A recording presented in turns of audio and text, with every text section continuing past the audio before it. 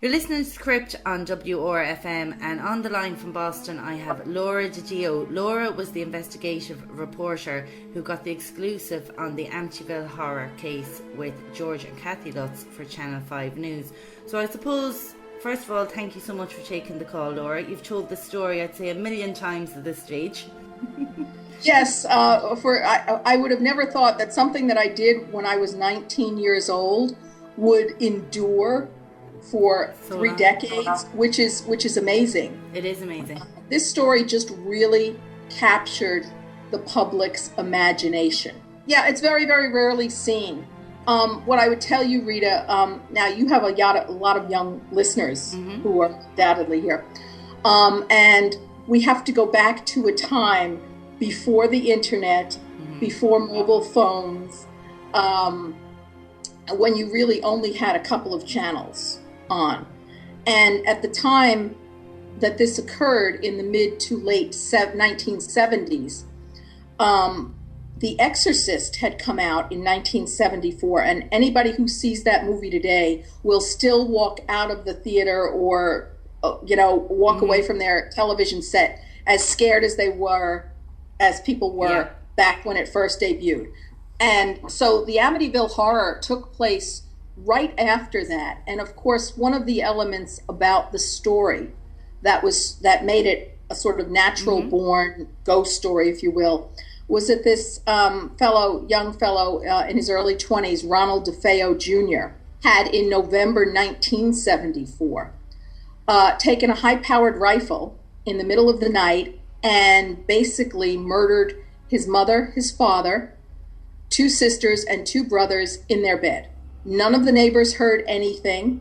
And you have to understand, Long Island, it's more densely populated than Ireland. So even though the house, the houses next door were only about, they weren't far at all. No, they weren't very far away. And the Lutzes, a year later, bought the house and many of the possessions of the murdered DeFeos. So and a lot of the furniture, and including the beds, not the mattresses, because those were quite frankly very bloody. Yeah. And the Lutzes moved in, and of course the short version of the story is that within days they were experiencing mood changes, personality changes, and supernatural things happening to them.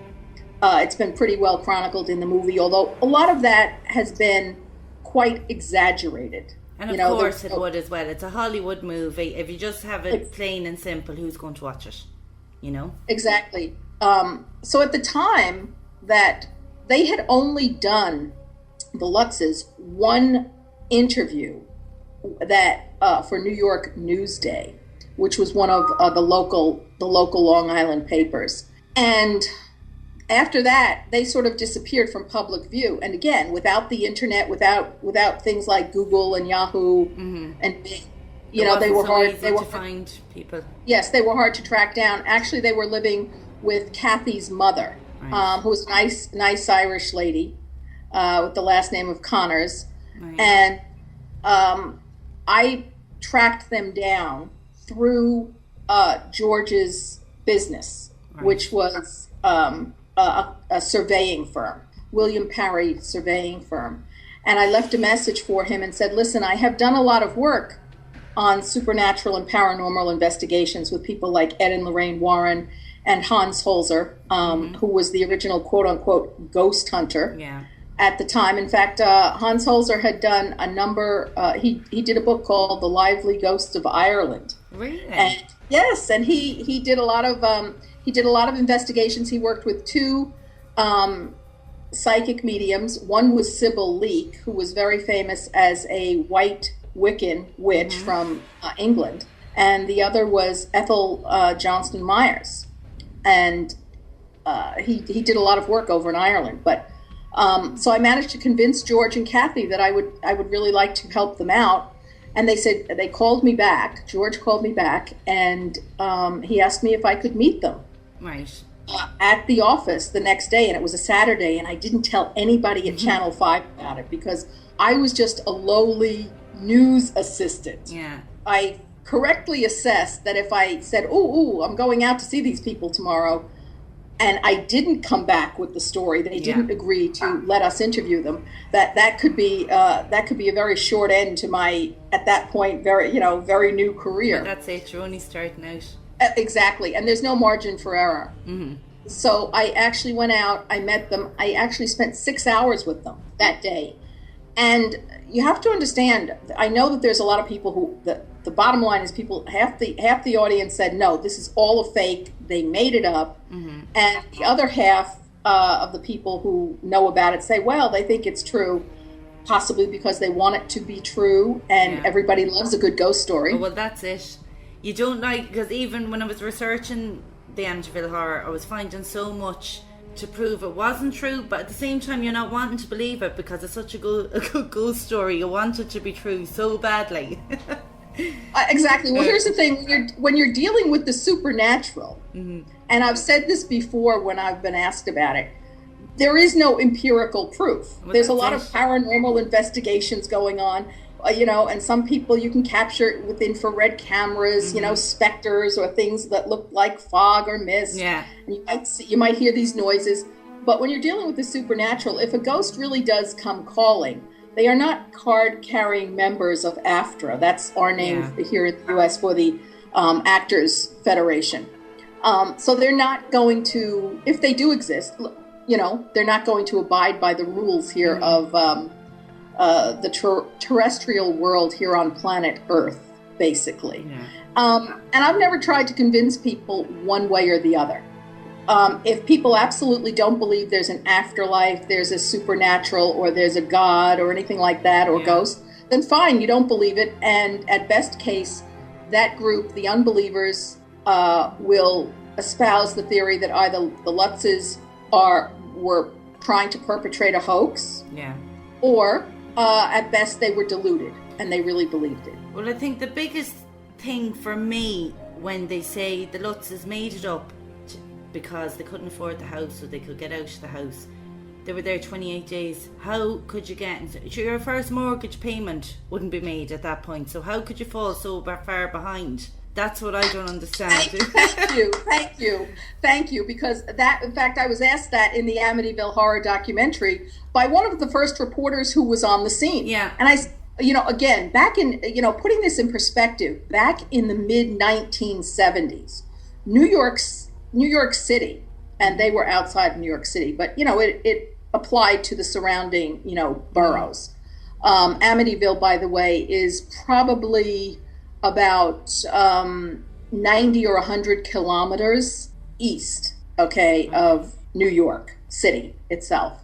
So it was very close. You couldn't get a mortgage if you couldn't qualify for a mortgage loan to buy a house if your finances weren't stable. Right. And again, they weren't in the house long enough to even get, to get into trouble. And of course, hadn't Kathy sold her home, he'd sold his home, he had his own business. So there was some money there, obviously, And they both had family. Yeah. They both had family who could have helped them out. So that wasn't it. The other thing was Channel 5 at the time, we did a background check on them to see if they had any prior convictions, etc. Now, both of these people, Kathy and George Lutz, at the time this happened, they were about 29 or 30 years old. Yeah. Now, I don't know about you, but the other thing is, if you've been in school or what have you, and you see people, you can tell who the liars are, who the good people are, etc. You don't just wake up suddenly at the age of 29 or 30 and decide and totally change. I'm going to perpetrate a hoax. Yeah. Well, that said, there is certainly the possibility exists that they could have made it up. And that they decided to perpetrate this hoax. But the thing, if that were the case, the thing that never made sense to me is that they had everything invested in this house. Yeah. They also had Kathy's 3 children, who were George's stepchildren. And there was no way to predict. There's a lot of ghost stories. New York City is the communications and media capital of the world. There are a lot of ghost stories, a lot of stories about different haunted houses, and they did not attract the type of attention from the public that this one did. So how were they to know that this was going to be a book, a movie, 10 films on, people are still talking about it. There's no way of predicting that. No. Yeah. I mean, they could certainly try and pitch it as a book and movie, but that doesn't mean it would have made money. So they would have had to have been very big gamblers indeed to just go on that. And there was nothing in either of their backgrounds. Kathy had married her high school sweetheart. Mm-hmm. They had gotten divorced, and she was working as a waitress. George had a good job with his family's, surveying company. Why would you want to put that at risk? Also, never at any time did they seem to be seeking publicity for this. This came out for them first, and they came out then afterwards to give the proper story, wasn't it? Yes. Yeah. Now, they did call the lawyer for Ronald DeFeo, who was trying to get an appeal for Ronald on the grounds that the devil had made him do it, that he was possessed. And so the Lutzes did approach this attorney and say, hey, what had happened? And there was an eerie coincidence because George has an incredible resemblance to Ronald DeFeo Jr. You see how similar they are. It's unbelievable. Yeah, it wasn't just the beard. But so the lawyer sat down with them. And at one point, I did listen to a tape. It is true that the lawyer said, hey, we can put the house in a trust and we can go for a book deal and a movie deal, etc. And the Lutzes, when I went to see them that Saturday, I met George first out at the surveying company, and then we went back to Kathy's mom's house, and they played me the tape, and they said, look, we're really ashamed and embarrassed about this. We had several bottles of wine, and on the tape you did hear them talking about, publicizing this, right. With maybe a book and a movie deal, putting the house into a trust so that, they could, have it as a haunted house for Had they said on the tape, we'll exaggerate all these things that happened? Was that said at any point? Because that was William Weber's big thing, saying that, we'll say there was goo running down the walls, and They didn't specifically say, we'll say that there's slime or, green goop or, any of that running down the walls. But yeah, there was some talk about, hey, we could say this or that, but they began to feel uncomfortable. Right. And so they broke off all contact with that attorney. And when I met them, at that point, they did not have agents. They did not have, attorneys. The kids were still going to school. George was still going to his place of business, and they did not want to go back there. I have all of my original notes and write-ups and interviews from that time. And maybe I was just a naive 19-year-old, but I remember coming back, and it's in my notes, and I remember coming back and telling my mother, I really do believe them. Right. So at the time, if they were faking, I have to say, and it's possible, anybody could fake anything. Again, we're talking about the supernatural, so there's no actual empirical proof, fingerprints, evidence. Speaking to them, they were totally believable. I thought that they were believable. Now, that said, a lot of times you can spook yourself and you can imagine things. Yes. Not every noise, is going to be supernatural. And they were clearly shaken. So what I would say is, if they were trying to perpetrate a hoax, they would have both been better off going into acting, because they had, George Lutz had the acting skills of a Daniel Day-Lewis if he was trying to do that. And Kathy especially was very believable, very credible. Again, she could have been Meryl Streep if she was perpetrating this. So, well, the other thing then is, right, they came out and they had their press conference and they got their book deal. William Weber comes out then and says, oh, well, look, we made this up together, all this, the horror story. Do you think, because I'd often wonder, was he just doing that out of spite because he seen the attention and the publicity this story was getting, and he was thinking, this could have been me in the middle of all this? Well, I can't speak to his motivations for the Lutzes. What I can say is that it is a matter of public record that the Lutzes and Mr. Weber did end up in court suing and countersuing each other. Right. In fact, there are so many lawsuits on this. So I think it's safe to say that the relations between the Lutzes and Mr. Weber became very frosty. Mm-hmm. And there was no love lost there. And then you organised the paranormal investigation in the house with Ed and Lorraine Warren, and there was other psychics there on the night. I believe was she there that night? Ethel Johnson Myers wasn't there. What happened was, I said to the Lutzes, because what had happened was William Weber had, while the Lutzes were still in contact with him, it was his intent to, he contacted another television station, Channel 7, which is ABC, and was going to get a group of white witches to go into the house and exorcise it. Right. When that fell through, I said to, I did say to the Lutzes, we'll put you in touch.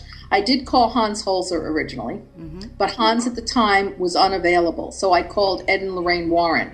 And Marvin Scott, who was the reporter who actually appeared on camera for the event, he had worked with them before, and I had worked with Ed and Lorraine before. I had a radio show at Fordham University, and I had interviewed them for the radio show. So when we called Ed and Lorraine up, explained the case to them, and they were lovely, by the way. Yeah. They said, fine, we'll come down. So we set up a meeting.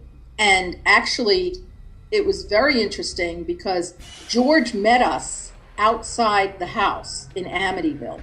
And the film crew, we came in different cars, and Ed and Lorraine and I were in a car with, actually it was Steve Bauman was the first reporter who went in that time. It was February 22nd. And George met us outside the house, and Steve tried to convince George to come in with him to appear on camera. And George said, no, I'm not going any further than the sidewalk.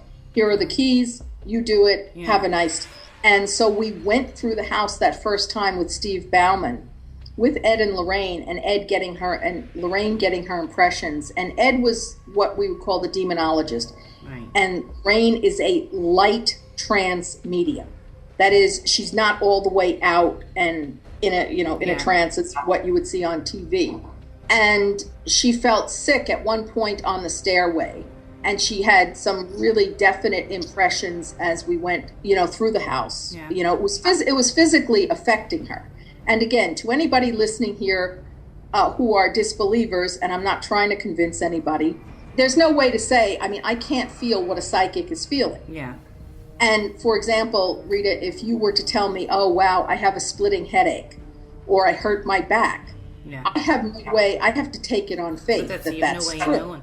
Exactly. Yeah. So in this case, so we went through, we got the first impressions, and the story appeared that night on the 10 o'clock news. And that was, but the Lutzes were not part of it. They did not want to be on camera. Right. And the telephones, oh, wow.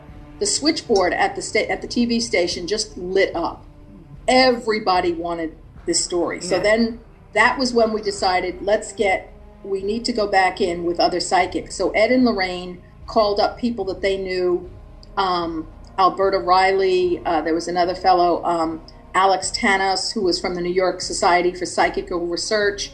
And then we had paranormal investigators from Duke University in North Carolina, their school of parapsychology, with the latest for that time infrared camera equipment. Right. Then it was the Channel 5 news crew. So all in all, there were about 20 people in the house that night.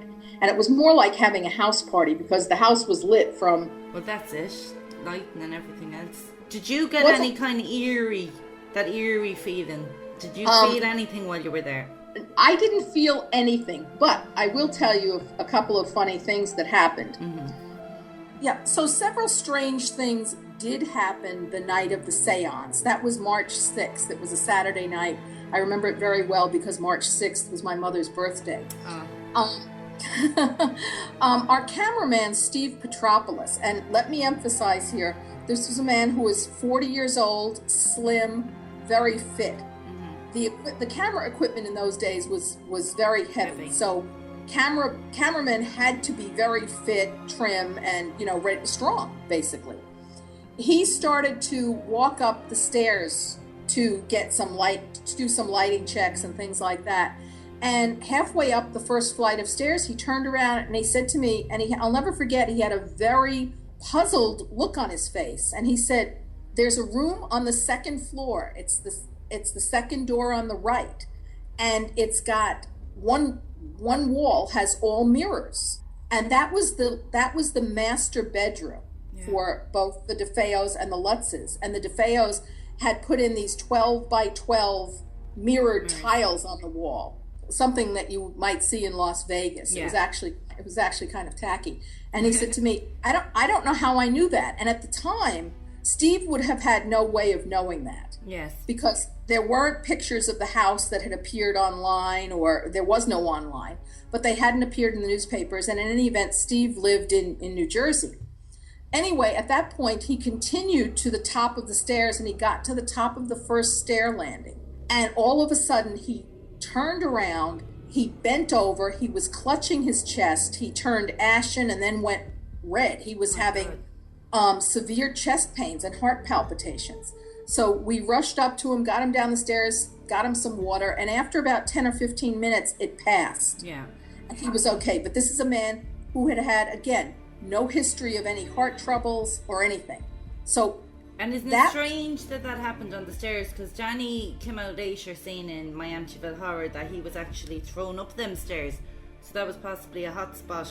Well, or a cold spot, as they refer to it. And also at the top of the stairs, that second floor, the first bedroom doorway was where we had, when the photographers that night were taking pictures, that's where the picture of that very infamous little ghost boy picture was. And Lorraine Warren also had a very bad feeling on the staircases. Yeah. Right, where she'd said, I hope this is the closest to hell I ever get. Yes, and that's what she said. And during the seance itself, I was seated between Marvin Scott, the reporter for Channel 5, and another reporter from WNEW Radio, Mike Linder. And at one point during the seance, Marvin said to me, hey, I just felt a chill. And then 5 minutes later, on the other side of me, Mike Linder said, hey, I just felt a chill.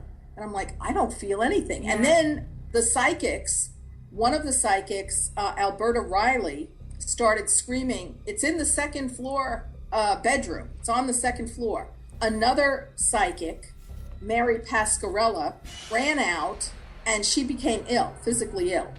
So all these things were, had happened. Now, one can say they were all acting. I would hope not. No, because these were all reputable, credible professionals. Yeah. But again, I personally did not feel anything happen to me. Lorraine Warren always liked to say that I had some sort of protection because my Italian surname, Didio, means of God in Latin and Italian. So that's watching over you. Yeah, so I never quite ascribed to that feeling that I was protected because I had a saintly surname. But like I've went on a couple of paranormal investigations, and like I've seen people in the room, something could happen to people, and everybody else, nothing could happen to them. You bring up a very good point, Rita, because the Amityville Horror was not the only paranormal investigation that I did. Several years after that, when I was working as an on-camera investigative reporter for CNN in the New York Bureau, I did a whole series on psychic phenomenon and paranormal phenomenon, and I had a past life regression hypnotist come into the studio, and we assembled and filmed in an upstairs room. And what I did was I ran around the newsroom, just grabbing whoever was in the newsroom at the time. And there were about 10 of us, and we went upstairs to have this past life session, and it was a darkened room. And very, very amazing. For most people, as he took you back, you were aware of your surroundings. But we had one fellow, he was a guy named Steve. He was an African-American who was an associate producer for Lou Dobbs' Moneyline show. Mm-hmm. Lou Dobbs is now on Fox News, Fox Business now. And I'll never forget when the hypnotist put us all under, Steve actually went out cold. The hypnotist had to wake him up. We had other people, when they went through this, you could see, I mean, it became very vivid. And in fact, this fellow Steve at the time ended up giving us the name of the person he had been in his most recent past life. Oh my goodness. And could he remember anything after? Could he remember saying anything to you? Or? We had it on tape. Mm-hmm. So yeah, I think he could remember some of it, but we went and looked up the person that he said he was, and that person had died just a few months before Stephen had been born. Oh wow. So you're right. That's amazing. You don't know who's going to be impacted by this. It's like, why does somebody have an allergy to peanuts? Yeah, exactly. Or why does somebody, get stung by a bee and they can go into anaphylactic shock? Yeah, and it wouldn't affect another person. So, it's the same thing, really, isn't it? Well, and over in Ireland, there's a big tradition of the site, and of course the fairy forts still, exist in the country, and people talk about that. So, what people say in the daylight and what happens when they're actually involved in one of these things. I know, it's totally different. The one we did last year, we did it for charity, and there was a guy who came along with us. I won't name him now, but he was a complete skeptic, and on that night he said he couldn't deny some of the things that happened. Do you know? Well, I've also gone on investigations with Vicki Monroe, who is a well-known psychic medium, spirit messenger here. She's based in Maine, and I'm actually doing her autobiography now called The Conduit. Her biography, rather. It would be her autobiography if she was writing it. And the things that she actually is one of those people who sees and speaks to and hears people who have passed over, as well as spirits. And I can tell you that the things that she told me, where she knew nothing about me when she first met me, have been phenomenal. Yeah. And I asked her questions the way a reporter would ask questions. Yeah. Because of course, when you're dealing with a psychic, a lot of people say, "Hey, am I going to hear from my deceased mother? Am I going to get back together with my ex-boyfriend?" or things like that. And people want to know about these things, like whether it's your health, your love life, your finances. Am I going to win the lottery? What about sickness? And they give the psychics or the gypsy fortune teller or the tarot card reader or the astrologer a lot of things to work with. I didn't do that. And I do remember Vicki, I asked her where my animals were at one point. And she says, "Oh, all dogs, all big black dogs." And I said, "How many are there?" And she says, I count 6. And I said, "What are their names?" And she gave me all the names of the dogs. That's amazing.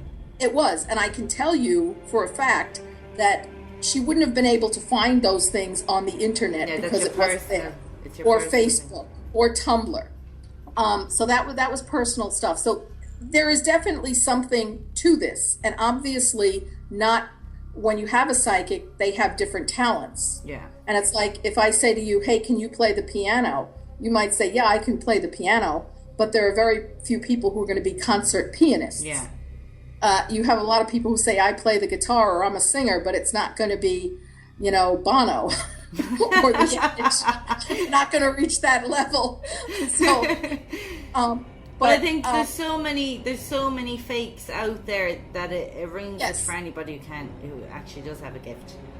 Yes, it is. But I can tell you, Lorraine and Ed Warren were the real deal. I mean, these people, when I called them up, and of course we had worked with them before, all they said was, "Can you just give us money for gas and tolls?" They didn't ask for any money.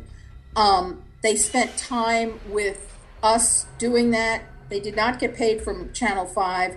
They did not, they certainly didn't make any money from the Lutzes. They were just lovely people. Yeah.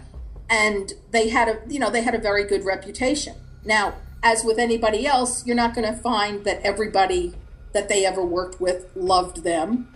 Lorraine, in fact, she and I were talking just the other day. I'm still in touch with Lorraine Warren, and I'm sure you'd be happy to talk to her too. I would love to talk to Lorraine. She'd have so many stories. She does.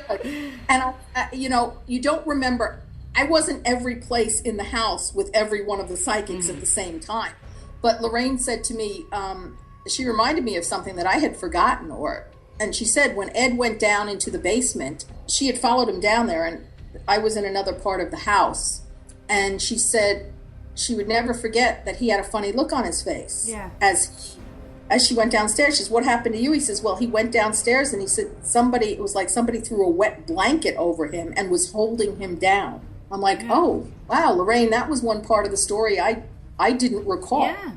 That night of the seance, again, anybody who's thinking that this is like poltergeist, wasn't happening, except for that seance, which is some people have made the observation in, decades later that it just sort of looked hokey, but I don't know what you think a seance is going to. You just sit you there got on a the dark table, room, They see too much in the movies, and that's what they think it's going to be like then. Exactly, but different people went off into different rooms of the house, and a lot of people were in the house that night, and it was more like almost a party atmosphere. Yeah. And in fact, Ed Warren called a halt to the proceedings that night because he said, let the house quiet down, nothing's going to happen. There was just too many people there and too much going on. Yeah, I mean, there were about 19 or 20 people in the house that night, but one funny thing did happen. A couple of people actually went up into rooms and slept there and woke up the next morning and there was nobody there. But when we left, it was about 4:30 or 5 a.m.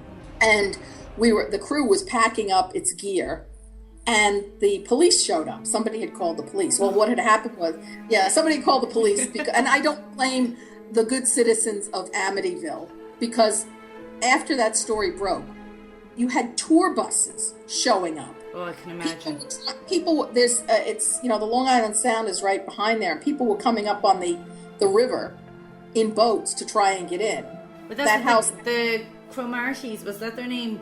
And they were saying that people were actually getting into fights outside to get their photo taken in front of the house. They must have had a terrible time living there with that going on outside. It was crazy. Yes, it is. And by the way, I'm of two minds about that. First of all, if somebody had, offered me that house for $1 or £1, I know I wouldn't have moved in. Not a hope. No, I wouldn't have moved in, but not just because I think that at this point I would fear less from any supernatural forces than I would human forces that are out there, who are the ones that are really haunting the house. Yeah. I'd seen an interview with them, and they were saying that, and this is what got me, they said that the priest, Father Ray, was it, that he had come out in a court case and admitted that nothing had happened to him in the house, but yet when the people who made the documentary researched this, for the transcripts of that court case that he was in, there was absolutely no record of him admitting anything. No, and as a matter of fact, when I was visited with the Lutzes at Kathy's mother's house where they were staying, Father Ray was there. His name was Father Ray Pecoraro. He is no longer living.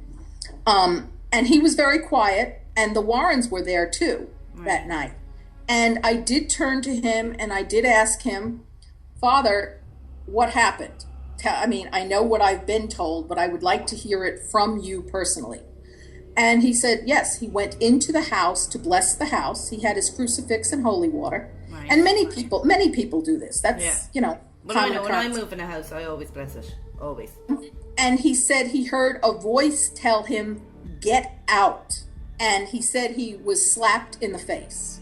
No, so that's the confirmation. That's one of my biggest question I wanted to ask you was, had you ever spoke to Father Ray? Because there's so many different stories that online. So it's great to actually speak to someone who has spoke to him and knows his story. No, Father Ray was real, and he did confirm that. Kathy also had an aunt who was a nun who came to visit her, and she became ill. That was in the movie too.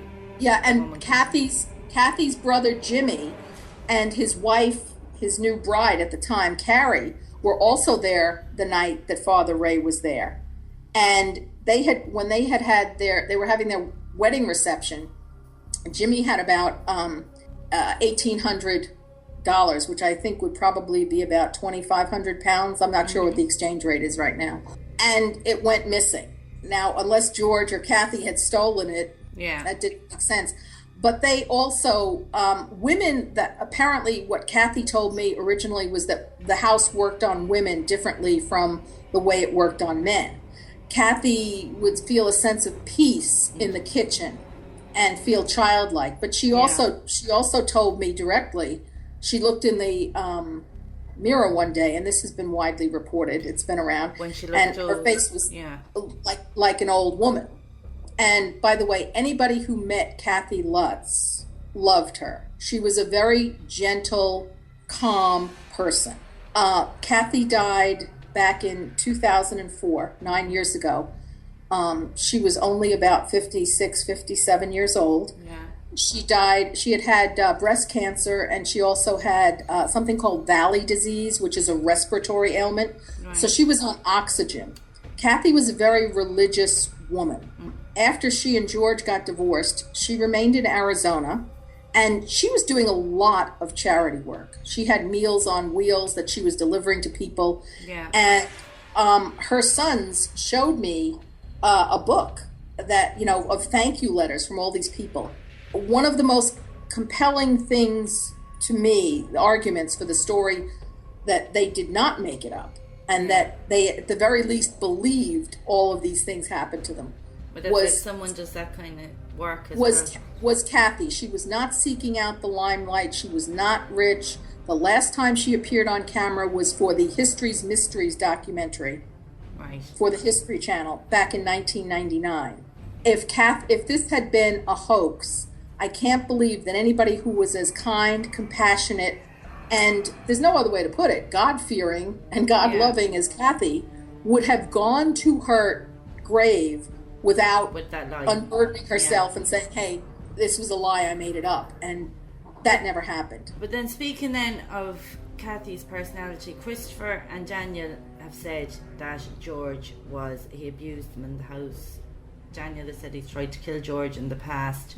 What was your impression of George on meeting him? I should say that at the time, I got along with everybody, and not all of the psychics and not all of the principals and the personalities got along.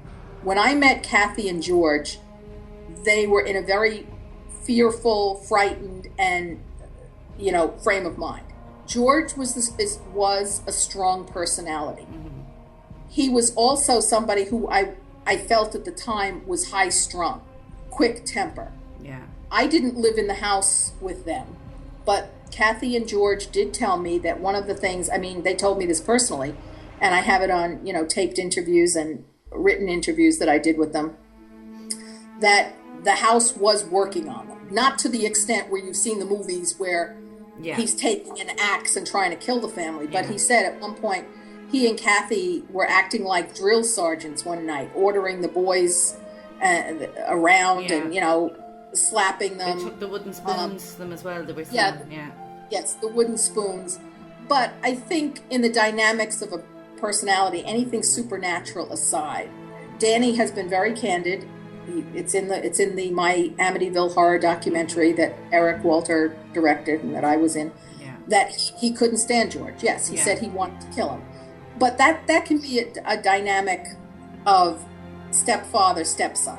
Well, this was the thing I said to Eric in his interview. Like Daniel did say in My Amityville Horror, how when his biological father was there, that was his world. He was happy. Then his father left. He said he didn't know where he fitted in anymore, and he grew closer to his mother. So maybe when George came along, if George was a saint, he mightn't have accepted him because he might have seen him as taking his mother away, no matter what kind of personality George had. Exactly. Well, I would say that's a fair assessment, because if you saw Danny in the My Amityville Horror documentary, you saw that he's a very intense, strong. Extremely. He's got those. The only thing his eyes. His eyes are ice blue, and they come at you like two lasers. Mm-hmm. He's incredibly intense. In fact, he has his mom's eyes. He loved his mother. Yeah. I kept in touch with the Lutzes off and on over the years, and I did visit them out when they were living in San Diego. Right after this happened, they moved to California. They never went back in the house. They sold their possessions, went up to auction. They let the bank foreclose the house. moved out to California. And I do recall there was an incident. I was over at their house for dinner. Kathy was a cleaning fanatic. Okay. She would wash the dishes in the sink and then she would put them in the dishwasher. Oh. And which is amazing to me because it's like, okay, I'll just bring But Kathy had this hot water, and Danny, he was such a cute little kid. He was standing there helping us. He was loading the dishes into the dishwasher. He was drying. He absolutely loved his mother. And I clearly recall he was wearing a plaid shirt and jeans, and George said something to him, and Danny was 10 or 11 at this point. Yeah. And I remember him shooting George. He was just shooting him a dirty look. Right. Really, really intense. The girls, you know, the little girl, Missy, she loved him. Right. And Christopher then. Christopher is saying now loads of bad things about him as well, like Daniel. Had he that attitude towards George back then as well? Well, Christopher was the middle child, and again, he was also a very good-looking boy. He had this head of, you know, dark curly hair, and he had the big dark eyes. So he looked. Those kids were Irish and Italian, just like me. Irish mother, Italian father, and Christopher suppressed more of it, you know. Yeah. And he was actually more talkative at the time than Danny. But yeah, I mean, Christopher has. I think his words can speak for themselves. I would not put words in his mouth, but you can see what he has said publicly. And the boys had a problem with him. The daughter, Melissa, who they called Missy, did not. Right. And has Missy ever spoke about Amityville to you, or did she just want nothing to do with it? I know she wanted nothing to do with the documentary. No, she didn't want any part of it. She hasn't spoken. You know, I haven't seen her in years and years and years. Yeah. I've spoken to the boys, but I think she's just living a very quiet, private life. I think it's affected Daniel and Christopher so badly. You can see the emotional scars there when you see interviews with either of them, you know. Well, they were older too. Yeah. By the way, there is one misperception. A lot of people say that Danny was 10 when this happened. In fact, he was only 9. Right. And there's a big difference in your emotional development from 9 to 10. Christopher was 7. Okay, so that was a big deal, and yes, they were out there more than the little girl who was only 5, who had not yet reached what we call the acceptable age of reason. And so, was it true? Like it's in the film that Missy had an imaginary friend in the house. Was that fabricated or was that true? That was not fabricated. I mean, Missy did talk at the time about Jody to the parents, but she's 5. Yeah. Did you have an imaginary friend at 5? Yeah, I'm sure. Well, I was Superman and Supergirl and everything when I was 5. I had a great imagination. I did too. I pretended I was a cowgirl, you know, and I was going to have a horse. But she had this imaginary friend, you know, Jody the pig, and a lot was made about Jody had red eyes, etc. I think when you look at the Amityville story, one reason that, you know, the main reason that critics really point at this as being fabricated is that it seems that in that very compressed time period of 28 days that the Lutzes were in the house, they claim to have experienced just about every psychic phenomenon and supernatural phenomenon known to man, with the exception of, you know, vampires and, you know, the Frankenstein monsters and the mummy, which a lot of people, you know, find very, very difficult to believe. I know. Also, Hans Holzer, he stated that the house was on an ancient burial ground. Okay, well, the interest... Because that was, I'd read that people had researched that and there was never any Indians on that land. Is that true, or is that another... All right, well, let me we'll call it. Okay, first of all, I can speak to that firsthand because I went back into the house a year later when it was empty and before it had been sold, with Hans Holzer and Ethel Johnson Myers. And Ethel Johnson Myers went into a trance and was talking about... when she developed the Adam's apple? Was that story? Yes. That was the story. And in fact, the camera froze that time. Now, it was January, but the house wasn't sub-zero, so the camera should not have frozen. I did the research for the book that Hans did on the Amityville Horror, and he has it in the book, and I'm quoted there. I did all of that original research when I was still at Channel 5, by the way, and researching it for the first time. I went to the libraries, the Amityville Historical Society, and I can tell you that you had Indians all over Long Island and Queens and New York. I mean, they were Native Americans. In my hometown, where I grew up in College Point, which was in Queens, which is also on part of Long Island, on the waterfront, we would, you dig for things, and that we have articles going back to 1932 in the newspapers where they found things. So yes, there were definitely Indians there. Indians, they didn't have burial grounds necessarily the way we had cemeteries, the way we think of today's modern cemeteries. But yes, it was perfectly plausible. Since they were nomadic, you'd be on the water, fishing. Yeah. That was a source of food, a source of washing. And so, yes, it was perfectly plausible that there were things there. I can tell you that after I did my original research at the library, before things really blew up and the story became took on a life of its own, that went back to the same places, and a lot of that original material was out of the library. So yes, that was true. But it's crazy because when you go online and some websites are so categoric, this is the facts, It's great to talk to someone who was actually there and get the real side of things. I think if you talk to anyone in law enforcement, the Garda, the fire department, the Secret Service, detectives, what they will tell you is you get your best information immediately in the aftermath of an event. Well, that's it. While the trail is still hot or warm. Years later, things get perverted and the trail goes cold. Yeah. Now, I can tell you that even back then, the head of the Amityville Police Department, which was not a lot of people, they were sick to death of it because you had people coming up and, carloads, busloads, all these calls. So their sleepy little hamlet suddenly became known as this magnet for ghosts. Yeah. There's also a difference between what people say, on camera and publicly and what they say privately but don't want to do. But no, the part about the Indian burial ground, that's very, very plausible. And you can look at any old newspaper. I have old newspaper clippings, again, from around my town where they found burial stuff, bones and things, and people with pottery urns that were clearly of Native American origin.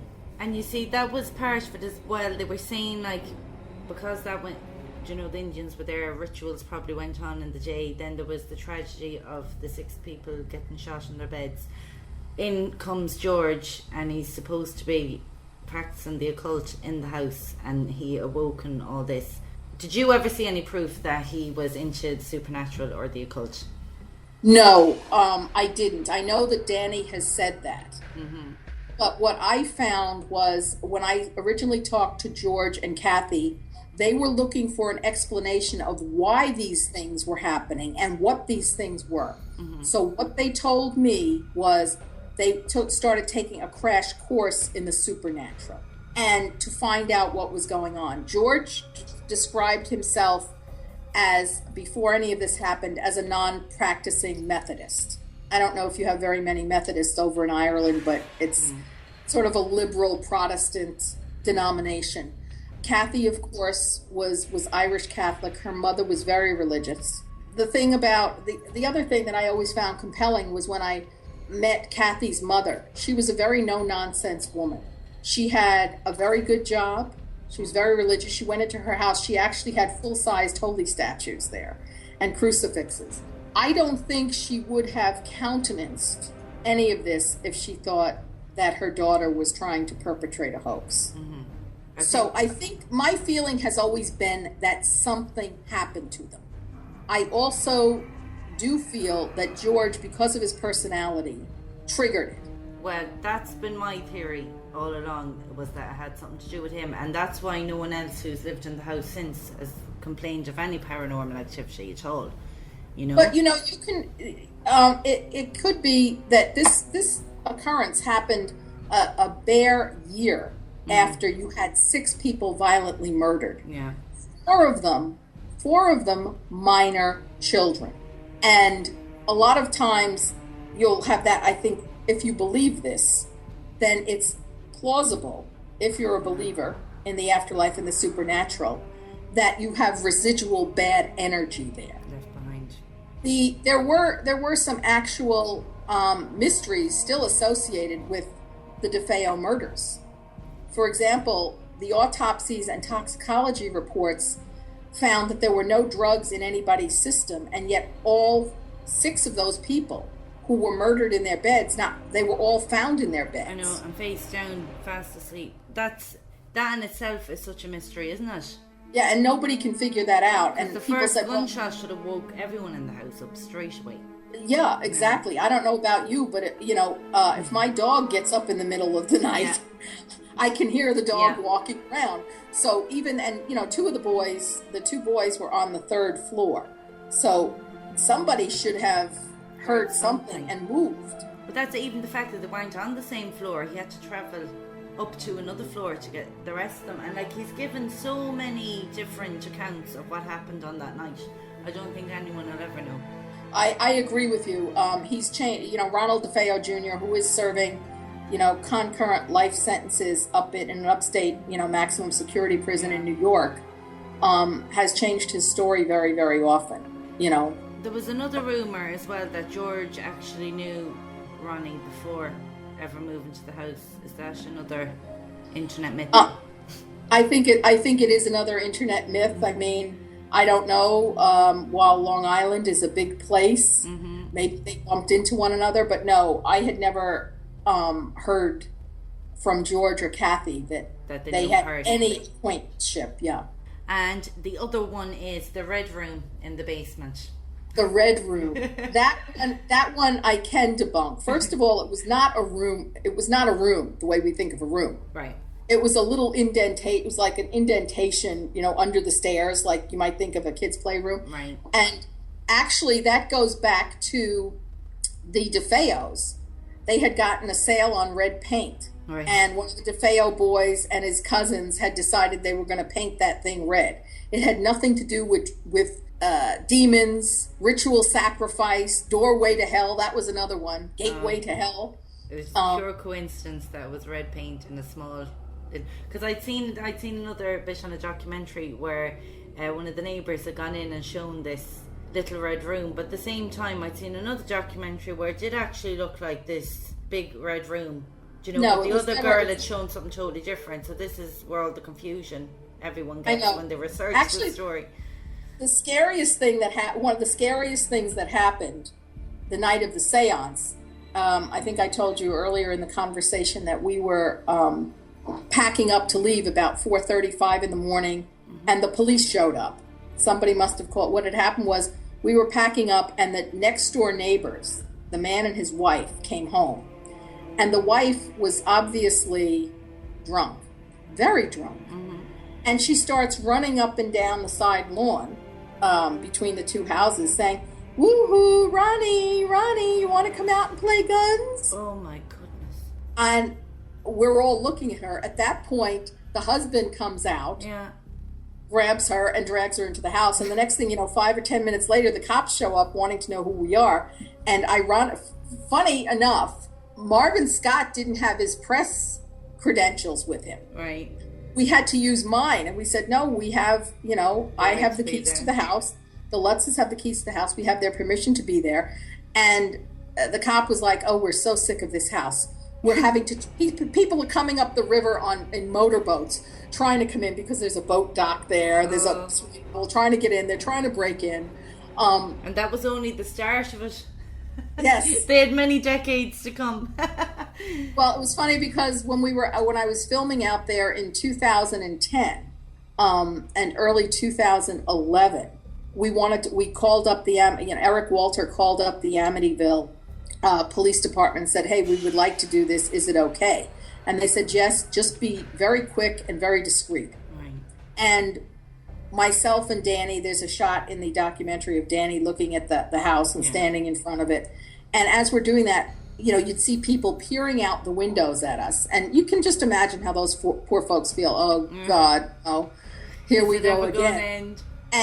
But as people would drive by, they would honk their horns and really lean on it to try and ruin the the shot. Well, I mean, that I guess is their defense. Well, I tell you, it was a fantastic documentary.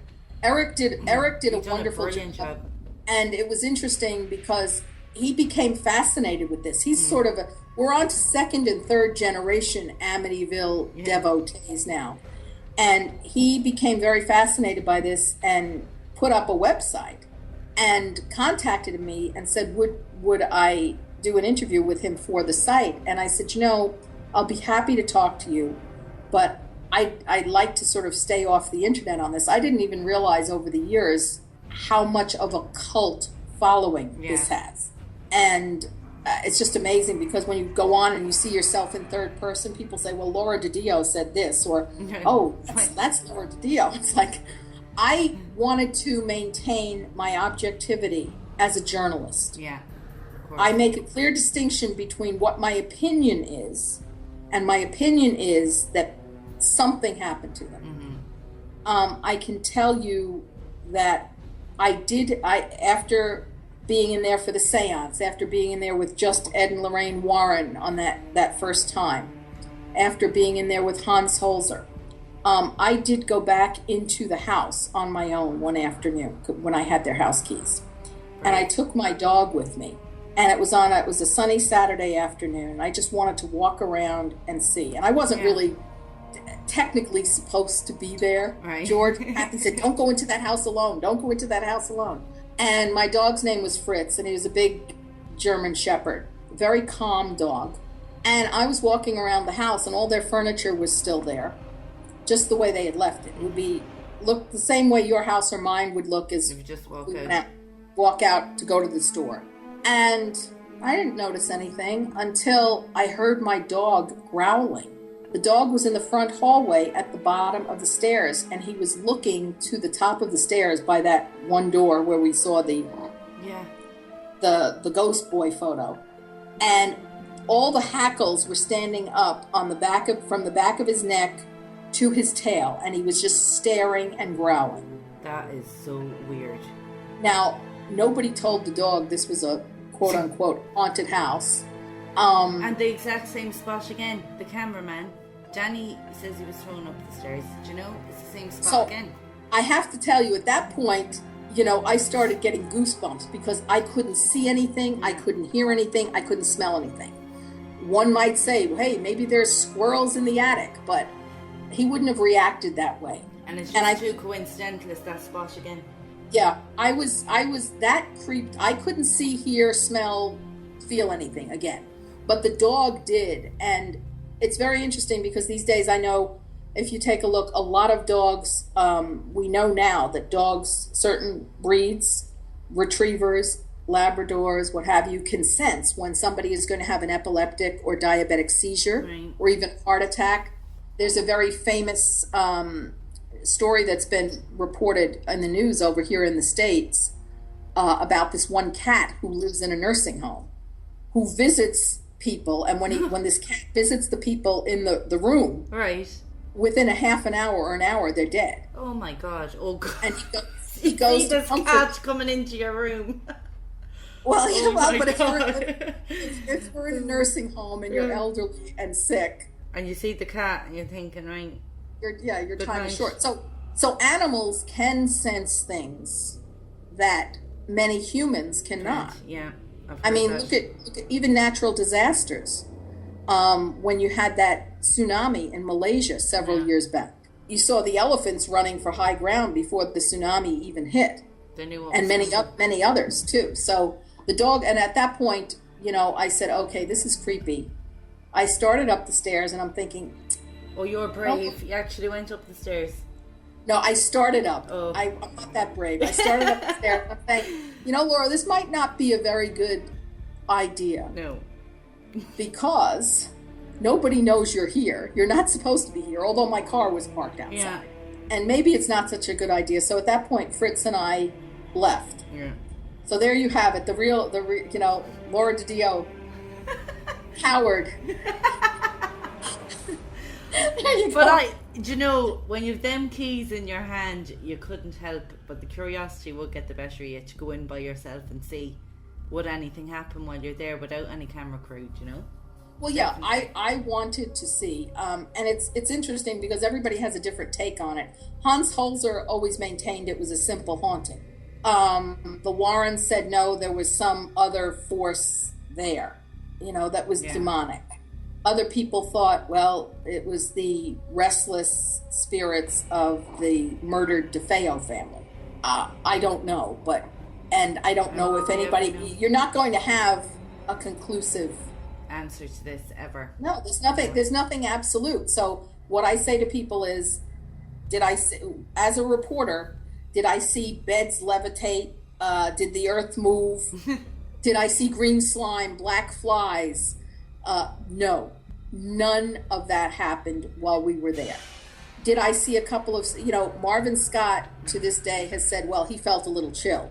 And it's funny because when Marvin describes it, he goes, I felt a little chill, but that wasn't what he said. It sounded like when he was sitting next to me. I know. I just felt a chill. Won't admit the fear. It was a darkened room, and you wanted something to happen for the cameras. Oh, totally, yeah. The other reporter said, hey, he did a story, and he said coming to for the radio, and he said coming to you from the not so haunted house in Amityville. But different, as I said earlier, you have people who are more sensitive than others, and who are impacted. And the more open, I think, the more open you are when you go on these type of things, you'll enjoy the experience better. If you're there constantly going, no. Well, we have a great psychic medium that was with us. Her name's Angie Freeland, and they will rule out everything before accepting it's even remotely paranormal, So like she. Well, the one psychic that I do work with now, Vicki Monroe, as I said, she actually sees, and it's just like I don't know if you had the American TV show Ghost or Medium over there, but she actually can see and speak to and hear departed spirits and just, spirits in general. And that's the lady who knew your dog's names and everything, was it? Yes, yes. That's amazing. Yes, you should talk to her sometime. Oh, definitely. If you give me your contact details, I would love to. I want to have a bit of paranormal on the show every single week, so it'd be great to have an interview like that. Well, she will, I think, surprise you, because one of the things that she does, whoever shows up around you, and she can do it by phone, she can give you a reading and say, okay, somebody is coming in, and she'll give you names. I am astounded at the level and depth of detail that Vicki Monroe is able to provide. And has Vicki got a Facebook page? Yes, she does. Oh, well, she's got a Facebook page. I think it's Spirit Messenger. She's got an internet page. So if you want to look, it's just www.vicki, V-I-C-K-I, Monroe, MONROE.com, and you can see it. She probably is one of the most gifted psychics I have ever encountered. And it's funny, in talking to Lorraine Warren is also very gifted, and as I said, of course we have the film coming out in July, The Conjuring. Yes, The Conjuring. I can't wait to see that. She has a very nice actress playing her, and Lorraine I love her. Vera, she's in Bates Motel as well. She is fantastic. I love her. She's great. Well, Laura, thank you so much for spending your afternoon with me, telling me all your Amityville tales. It's been so interesting, and great to hear a lot of truths compared to what I've been reading online. Oh, well, thank you for having me. And just one little thing, I would like to, if it's okay with you, say hi to some of my relatives over in Ireland. I would like to wish my cousin Dawn Mangan, who works as a nurse up in Dublin, a belated happy birthday. She turned 27 on the 22nd, on Wednesday. And I'd also like to congratulate my cousin Caroline Kennelly on her recent marriage to Connor Keane down in Limerick on April 13th. And hi to everybody, and I hope all the O'Sullivans, the Mangans and Kennellys, hope I get to see you soon on holiday. And is there any particular song you'd like me to play for them, Laura? Why don't you pick one? Pick one. I mean, Dawn is a party girl, and I guess pick a romantic song for Caroline and Connor. What's a good wedding song? A good newlywed song. I'll think something up. That's brilliant. Thanks so much, Laura. Okay. I'd love to talk to you again soon. Thank you. Thank you.